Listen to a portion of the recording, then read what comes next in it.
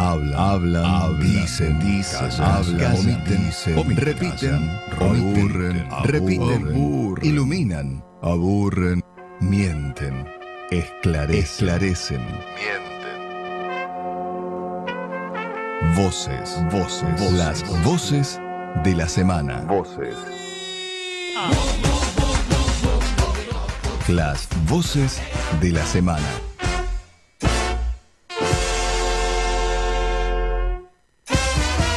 Decirles que finalizó la reunión del Consejo Directivo, en el cual, por unanimidad de este Consejo Directivo, se eligió el día 6 de abril un paro nacional en todo el país por 24 horas. Producto de toda esta historia que venimos viviendo con este gobierno que golpea muy fuertemente a los sectores del trabajo, a los más humildes y también a la industria nacional, a las pequeñas y medianas empresas, pero fundamentalmente creo que ha llevado a esta situación la última parte donde hemos firmado un documento con un compromiso de los sectores empresarios que han cumplido menos que el gobierno también.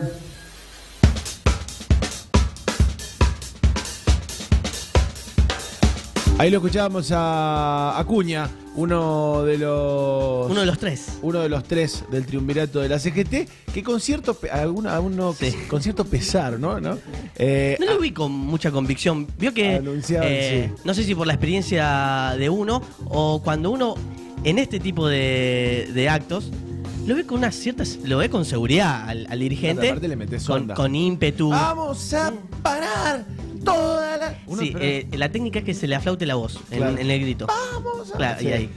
Y esto era más tipo, bueno, vamos a parar. Sí. Vamos a parar. Bueno, pero finalmente la CGT, lo importante es que la Central de Trabajadores Argentinos, la principal Central de Trabajadores Argentinos, anunció este jueves un paro nacional para el 6 de abril. Le puso fecha, hizo caso a los cánticos que decían ponerle fecha, la movilización anterior. Y me parece que también tiene que ver con una situación, hablando en serio, de legitimidad, ¿no? Claro. Digo, a este momento y después de lo que había sucedido en la gran movilización no me acuerdo la fecha, hace 2 semanas. Hace 2 semanas. Sí, hay que aclarar que es un paro sin movilización también. Vamos a ver, eso es lo que está en discusión, claro. Sería, ¿no? La CGT oficialmente llama a un paro sin movilización. Me parece también que en el marco de esos sucesos, ¿no? Claro. De tener cuenta, de caer en cuenta que el control de la calle tampoco está tan claro, digo, ¿no? Pero a la vez me parece que era necesario, primero era necesario por las condiciones que plantea el mismo Acuña ahí ahora, pero que también vienen planteando otras centrales de trabajadores y el conjunto de los gremios, que tiene que ver con las condiciones concretas en las que los trabajadores se encuentran hoy, ¿no? Despido, después vamos a dar un datito sobre eso, tenemos preparado un dato sobre eso, el tema de las suspensiones, el tema de la discusión de paritarias que se ha enfriado, de los estatales que no tienen paritarias de referencia, digo, condiciones para un paro viene habiendo hace rato. La CGT lo venía pateando, después de la movilización del otro día queda comprometida en su legitimidad, digo, ¿no? Si no avanzaba en un paro, claro. Iba a ser difícil decir yo soy el que represento los intereses del conjunto, pero además me parece que ha jugado un gran rol en esto. Si usted lo piensa también, el día anterior a ese anuncio fue el gran paro docente, la nueva movilización de los docentes públicos y privados que se movilizaron por el comienzo de un paro de 48 horas en un reclamo, entre los reclamos, además de la apertura de la paritaria docente, también estaba el llamado a un paro nacional. Claro. Y agregado a eso, las dos CTA, la CTA que dirige Pablo Micheli y la que dirige Hugo Yasky, ya habían anunciado, más allá de la CGT, un paro para el 30 de abril. Digo, estaba dado... Sí, una manera de marcar también un poco la cancha de lo que tiene que ver con el conflicto sindical. Exacto, incluso la próxima semana también se viene la Marcha Federal Educativa. Exacto. Va a ser el día 22. Y esto también genera, pensando también en esto que decimos de las paritarias, la paritaria docente es la que va a empezar a determinar las otras. Por eso porque nos agarran diciembre. Por eso es la más importante. Y en esto también marca la conflictividad en otros sindicatos. Le marca el terreno a la CGT de cuándo tiene que llamar el paro y si era después de abril ya iba a ser mucho más tarde. Sí, yo creo que en realidad es una complejidad de actores que hoy tiene el movimiento obrero argentino y que van, digamos, que no tiene ya desde hace muchos años, pero en esta idea que la reunificación de la CGT iba a dar cierta previsibilidad al movimiento obrero porque Claro. iba a contener a la gran mayoría. En la práctica lo que se está demostrando es que no es tan así. Digo, están los trabajadores estatales, están las 2 CTA, están los trabajadores desocupados que han armado también como un triunvirato ahí entre Barrios de Pie, la Corriente Clasista y Combativa y la CETEP, que también han impulsado grandes movilizaciones, ¿se acuerda usted? Como la de San Cayetano del año pasado, Claro. como la discusión por la emergencia social, y que por su parte, por ejemplo, van a participar de este paro, impulsan que sea un paro más activo, que sea un paro con cortes de ruta, con cortes de calle.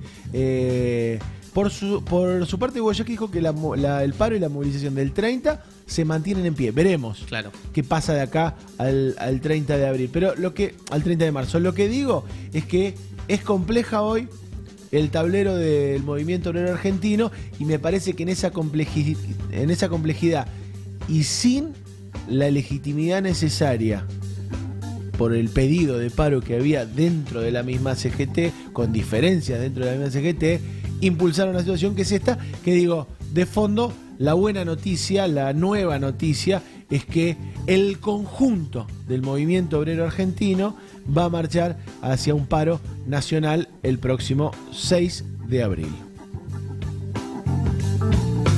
La situación se fue de las manos, no se esperaba tanta gente realmente. Siempre se habló de 160, 170 mil personas y realmente fue impresionante lo que pasó.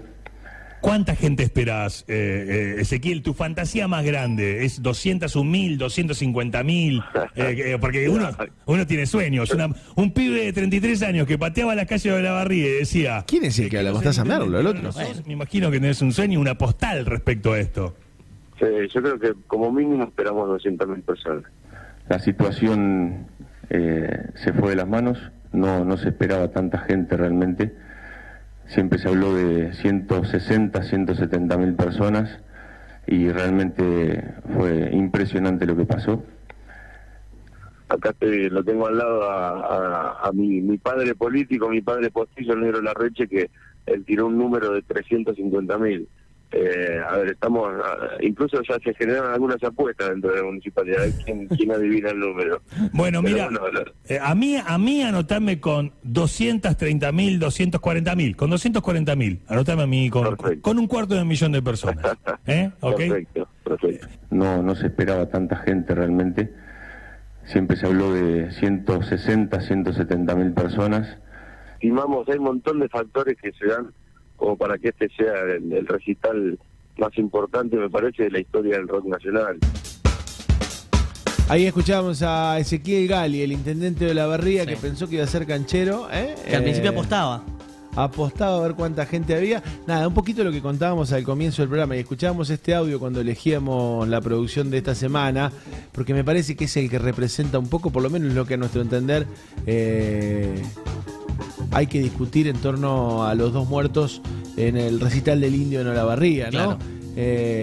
Más allá de las responsabilidades que también hay que discutir en torno a la producción. Bueno, ya hay una causa en este hecho, que es la causa iniciada por estas dos muertes y que tiene los hermanos Marcos y Matías Peusovich, que son los productores, los dueños de la productora que organizaron el recital, ya están imputados como sospechosos en esta causa. Incluso se evalúa la posibilidad de prohibir la salida del país. Esta semana, ¿cómo se llama? Cuando declararon, perdón, se me fue. No, me miraba y yo digo, bueno. Tirame un centro, ¿no? No, quiero decir, declararon el Indio Solari y declaró también Ezequiel Gali, el intendente de ese distrito, y continúa la ronda de testigos. Todavía no hay no hay una nueva situación procesal para ninguno de los dos porque tienen que terminar las pericias. También hay pericias que tienen que ver no solo con el lugar, sino con las relaciones económicas. Claro. Hay pericias que buscan establecer cuál es la relación exacta del Indio Solari con la productora. Si es, ¿no? Porque en los papeles, digo, uno puede decir, es la productora del Indio, pero en los papeles, ¿qué responsabilidad le cabe como productor del evento? Y decíamos lo de Ezequiel Gali porque me parece que tenía eso, ¿no? Uno le da la sensación que lo que ahí falló, que lo que ahí... Sí, se dijo mucho. Habló mucha gente, pero digo, sumando una opinión más, me da la sensación que más allá de cómo se podría haber hecho, cómo no se podría haber hecho, hoy están tratando de establecer cuánta gente había. Hoy están tratando de establecer cuántas salidas había. Hoy están tratando, digo, todas cosas que si el Estado hubiese intervenido... Claro. Previsto, aunque sea. Sí, o no previsto, pero intervenido, tendríamos registradas mínimamente. Digo, no sé si evitarlo. Pero, por ejemplo, en ese marco, cuando Gali dice puede llegar a venir hasta 350.000 personas, pensar qué puede pasar si llegan 350.000 personas a un recital hoy en la Argentina. Eso digo, ¿no? Con el diario El Lunes todo es más fácil, todo tenemos la posta, pero los encargados de tener el diario antes, claro, no son ni los que fueron a ver al Indio. Incluso, te diría, la productora tiene para mí menos responsabilidad, porque la productora, será de rock, será de fideos, es lo mismo, están haciendo negocios. Claro. El rol del Estado es evitar que esos negocios se hayan puesto a alguien. Sí, incluso perjudiquen los intereses colectivos. Incluso en esa discusión, bueno, se escuchó de todo, mucha gente que le caía también a la misma gente, y ahí está el eje. Ahí está el eje donde uno tiene que parar un poco la pelota, esto que decíamos al comienzo del programa, y darse cuenta de que el Estado es el responsable no solo de determinar y de amparar por el cuidado de la gente que participa de estos eventos, sino el que tiene que llevar adelante el control, en este caso a la productora. Te lo digo concreto, ¿por qué tenemos que depender de si el Indio quiere hacer un recital o 10? Me gusta el Indio, está bien. ¿Por qué tengo que depender de que la gente no consuma nada y no esté de la cabeza para que no sea peligroso? Eso es lo que digo. ¿Por qué digo, yo soy el Estado y digo, bueno, mirá, calculamos que pueden llegar a venir 350.000 personas, no nos da, no lo podemos controlar. Mete 6 River. Claro, te lo podemos habilitar, pero en 6 veces. Y vos me decís, bueno, pero sí o sí, si hacemos 6, vienen 6 veces 350.000. Bueno, pongo la infraestructura necesaria. ¿Se entiende lo que digo? Claro. La solución puede ser distinta, no sabemos cómo, no somos especialistas en recitales, ni siquiera somos especialistas en un programa de radio, estamos haciendo eso, se imagina si le voy a hablar de los recitales, pero tiene que haber gente que sí. Si no, la sensación es que uno está en manos de... ¿No? Es como lo de los controles del Montica. ¿Qué le voy a pedir a Flechabús, una empresa monopólica en la Argentina que es dueña de Montica, con sospecha de lavado de dinero y todo, que me cuide? ¿Por qué no me cuidaste Montica? No. ¿Se entiende lo que digo? Un poco de esto es de lo que hablábamos al comienzo del programa. Así que bueno, esa es la información. Todavía no ha avanzado la causa. Lo que sí aparecieron los últimos desaparecidos del recital. Suena fuerte la palabra para hablar de un recital, pero había gente perdida. Había gente que estaba perdida. Bueno, mucha gente. Lo que pasa es que también por ejemplo, apareció el último, que es Jesús Rubén Juárez, de 29 años, que su hermana había denunciado como extraviado en una comisaría de Virrey del Pino, y pensaba que le había ocurrido algo. En realidad pensaba que había concurrido al recital. Al final del pibe parece que no fue al recital. Se armó mucha psicosis con las primeras noticias que iban surgiendo, incluso con cómo se trató la información, esto de que las primeras muertes tenían relación a la avalancha. Lo de Telam, desastroso lo de Telam. Eso fue a raíz de esta idea del ajuste periodístico, claro, ¿no? Hacer periodismo mirando Facebook. Entonces dijeron, tipo, se rumorea que son 10, ahí pone 10, ponele 9, ponele 10, más o menos. Y después la mayoría de los diarios levantaron lo de Telam, ¿no? Un desastre porque creó pánico. Incluso, mire cómo llegó a ser el pánico, que una pareja, ante esta noticia, tenía su pibe en el recital, agarraron el auto, se fueron a buscarlo, chocaron en el camino y se mataron los dos. Digo, ¿no? Cómo generar pánico, como a veces lo del periodismo sí, que incluso mucha de la gente se tenía que comunicar a través de las redes sociales o de distintos medios y decir, muchachos, estoy bien, no se pueden comunicar, había mucho problema de señal. Esto sí, pero cada uno tiene su responsabilidad. No es lo mismo, no hay que pasar esa línea entre las redes sociales y los medios de comunicación. No es lo mismo. No tienen la misma responsabilidad. No es tu cuenta de Twitter. Es la agencia oficial de noticias de la Argentina, Telam. No podés decir cualquier cosa. Bueno, vamos con lo que sigue. La brújula de la semana. ¿Por qué el Montica se mantuvo hasta el 24 de febrero, día del choque de las dos unidades que se llevó la vida de 13 santafesinos?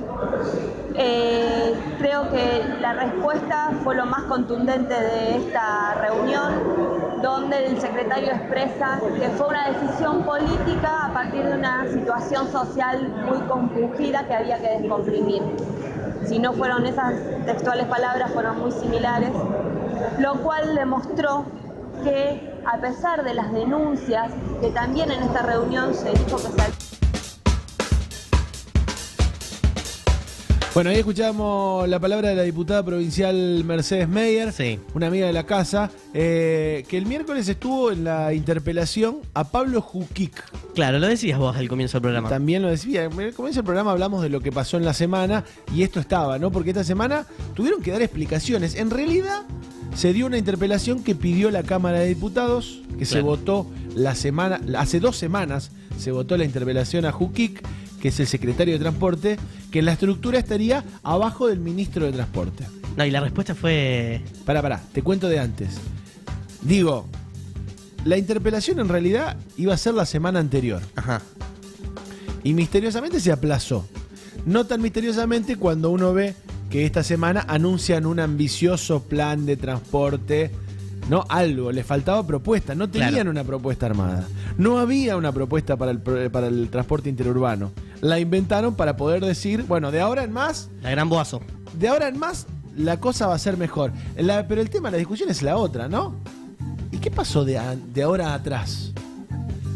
¿Por qué tenemos que esperar 13 muertes? Y me parece que el gran sincericidio de Jukic fue eso de decir, mira, no le sacamos la concesión, porque uno no entendía. O sea, al día siguiente que Montica mata a 13 tipos, vas y le sacás la concesión, tenés que tener argumentos legales previos. Claro. Con lo cual, si ya tenías argumentos legales para sacarle hoy la concesión y no se la sacaste antes, sos cómplice. Me parece que en esa estrategia, en esa jugada, Jukic tuvo que ser sincero y dijo, mira, la sacamos para que no haya quilombo. Que me despierta otra idea. Y ahí entendés también, que no viene del palo político. Que me despierta otra idea también. A ver. ¿Cómo es tan claro que si no hay movilización, que si no hay reclamo como el que hubo en Zavalla, que si no hay una toma de la terminal como la que hubo en Casilda, no pasa nada? ¿No? Digo, a veces cuando uno dice, ¿para qué sirve? ¿Para qué sirve movilizarse? ¿Para qué sirve hacerse oír? Claro. Es clarito. Si no, no pasaba nada. Si no, muchachos, hoy, capaz que vos nos estabas escuchando camino a Zavallas arriba de un Montica. Que no significa que el resto de las empresas sea mejor. Porque la verdad que la gente te dice, bueno, el Arito está igual, el Güemes está igual. Pero la discusión es otra. Pero ahí el tema tiene que ver con por qué. Bueno, la verdad que no dio ninguna explicación. No dio ninguna explicación concreta. Dijo, bueno, le hicimos el año pasado 1.400 inspecciones.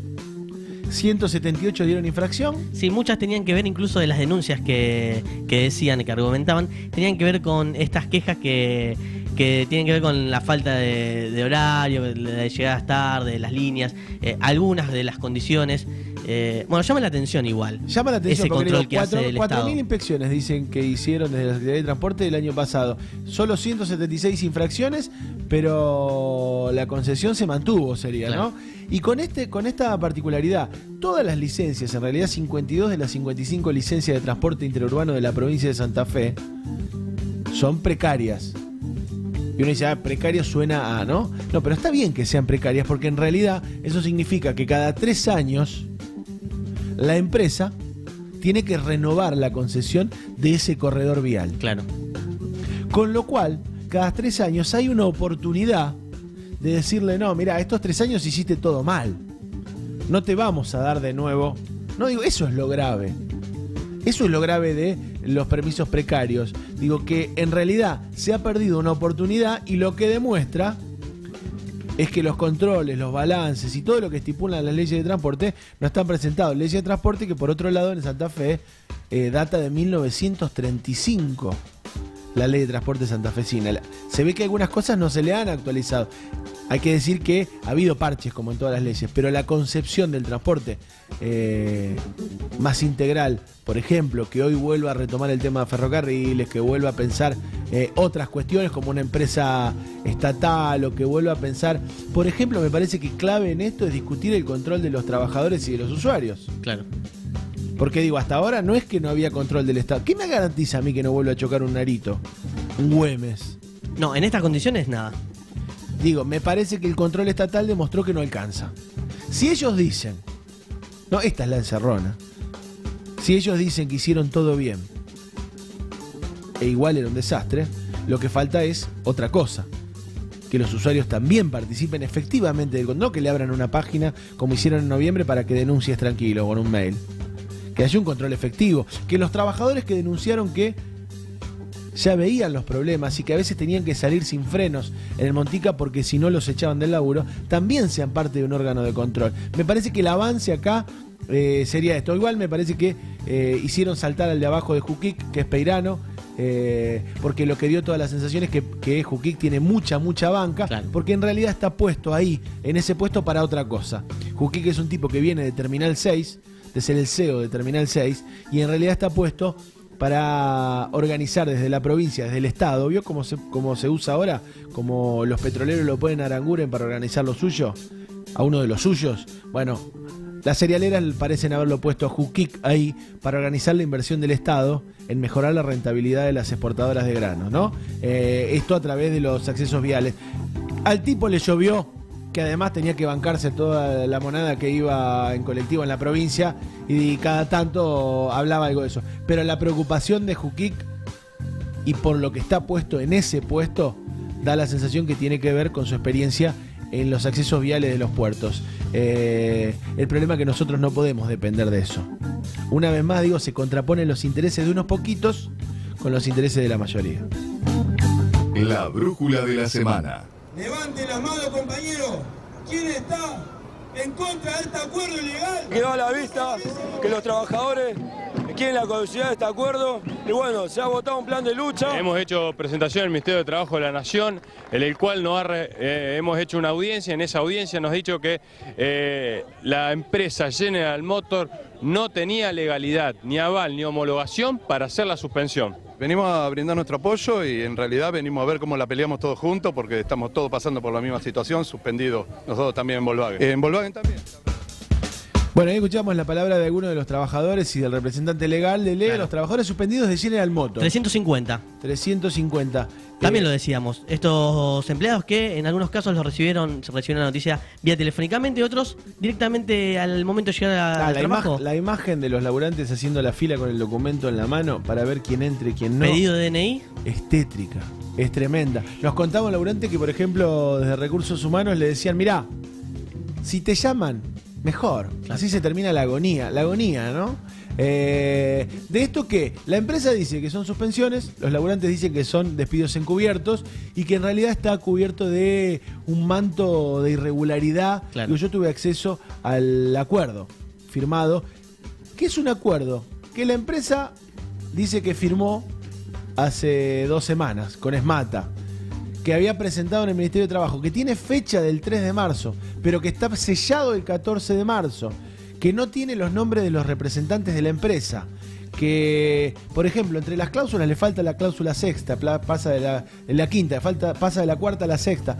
Digo, un papel que vale menos que este guión que tengo en la mano. Y sin embargo, es por eso que quedan afuera. ¿Qué dicen los laburantes? Bueno, quedamos afuera los lesionados, quedamos afuera los lesionados por laburar ahí. Claro, sí, por laburar a ritmos que van a lesionar más gente. Quedamos afuera por pedir en algún momento que esos ritmos no sean así o que haya medidas de seguridad. Aquel que habló demasiado. No, las peores condiciones, las peores tradiciones de las patronales en la historia del movimiento obrero las tiene General Motors, que aduce la crisis con Brasil, pero no puede explicar por qué echa gente, por ejemplo, de la fábrica, de la planta de motores livianos, que ahora está exportando a Europa y no tiene nada que ver con Brasil. Digo, mentiras hay un montón. El gran problema no es General Motors, de fondo. El gran problema es que el Estado no intervenga. Vamos a ver si, yo creo que lo más grave sería que el Ministerio de Trabajo de la Nación homologue este acuerdo, porque la verdad que darle homologación a un acuerdo con tantas irregularidades sentaría un precedente tremendo y daría una gran impunidad para que las empresas sigan haciendo esto. Papel aparte, el de los medios de comunicación de la ciudad, te diría el de las empresas periodísticas de la ciudad, las más importantes lo han ocultado. Ese caso de Televisión Litoral es burdo la manera en que ha ocultado el conflicto, digo, con las vinculaciones directas con el gobierno nacional, ¿no? De Televisión Litoral. Ya lo vimos en el Encuentro Nacional de Mujeres. Me ha pasado a hablar con colegas en el cual me aclaraban que no podían salir dirigentes sindicales a la hora de hablar. Dice, no. En un abrazo solidario en una escuela, solamente maestros, docentes y algún padre. Digo, en eso yo soy de los que hacen un paréntesis con algunos laburantes. No es lo mismo el laburante que la empresa. Es muy difícil a veces ir contra la línea de la empresa. Lo intentan, han hecho notas, qué sé yo. Digo, habrá otros que no. Hay otros garcas que se ponen la camiseta de la empresa, como pasa en cualquier gremio. El del periodista no está exento. Pero digo, es burdo lo de los medios de comunicación, y más en un momento como este en que las redes sociales cumplen un rol de romper en parte del cerco mediático. Me parece que eso es medio boomerang, ¿no? Ya le pasó a Clarín. Bueno, Televisión Litoral es lo mismo, pero en esta nueva etapa aquí en la ciudad de Rosario.